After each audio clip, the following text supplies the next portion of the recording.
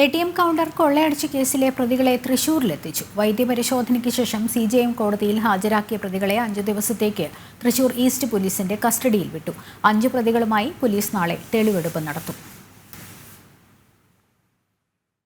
കഴിഞ്ഞ 27-ന് പുലർച്ചെയാണ് മേവത് ഗ്യാങ് എന്നറിയപ്പെടുന്ന ഹരിയാന സ്വദേശികളായ മോഷണ സംഘം തൃശൂരിലെ 3 ATMകൾ തകർത്ത് 65 ലക്ഷം രൂപ കവർന്നത്. 20 കിലോമീറ്ററിനുള്ളിൽ നിശ്ചിത സമയം കൊണ്ട് CCTV ക്യാമറകളിൽ സ്പ്രേ പെയിന്റ് ചെയ്തുകൊണ്ടായിരുന്നു മോഷണം. മോഷണശേഷം മോഷ്ടിച്ച പണവും കാറും പ്രതികളും സഹിതം കണ്ടെയ്നർ ലോറിയിൽ കയറി രക്ഷപ്പെടുന്നതിനിടെയാണ് തമിഴ്നാട് നാമക്കലിൽ വെച്ച് പിടിയിലാകുന്നത്.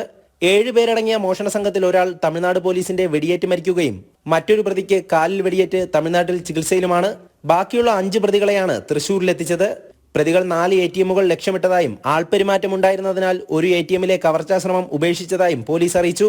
അറസ്റ്റ് രേഖപ്പെടുത്തിയ പ്രതികളെ ജനറൽ ആശുപത്രിയിലെത്തിച്ച് വൈദ്യപരിശോധന നടത്തിയ ശേഷം വൈകിട്ടോടെ കോടതിയിൽ ഹാജരാക്കി. തുടർന്ന് 5 ദിവസത്തേക്ക് പ്രതികളെ ഈസ്റ്റ് പോലീസിന്റെ കസ്റ്റഡിയിൽ വിട്ടു. ഷൊർണൂർ റോഡിലെ ATM കവർച്ചയുമായി ബന്ധപ്പെട്ടാണ് പ്രതികളെ ഈസ്റ്റ് പോലീസിന്റെ കസ്റ്റഡിയിൽ വിട്ടത്. പ്രതികളുമായി നാളെ ATM കൗണ്ടറിലെത്തി ഈസ്റ്റ് പോലീസ് തെളിവെടുപ്പ് നടത്തും. ഇതിനുശേഷം സംഘം മോഷണം നടത്തിയ കോലയിലെ ATMലും ഇരിങ്ങാലക്കുട മാപ്രാണത്തെ ATMലും എത്തിച്ച് തെളിവെടുപ്പ് നടത്തും. വിയൂർ ഇരിങ്ങാലക്കുട പോലീസാണ് ഇവിടങ്ങളിൽ തെളിവെടുപ്പ് നടത്തുക. തുടർന്ന് പ്രതികളെ തിരികെ തമിഴ്നാട്ടിലെ ജയിലിലേക്കും കൊണ്ടുപോകും. ജനം, തൃശൂർ.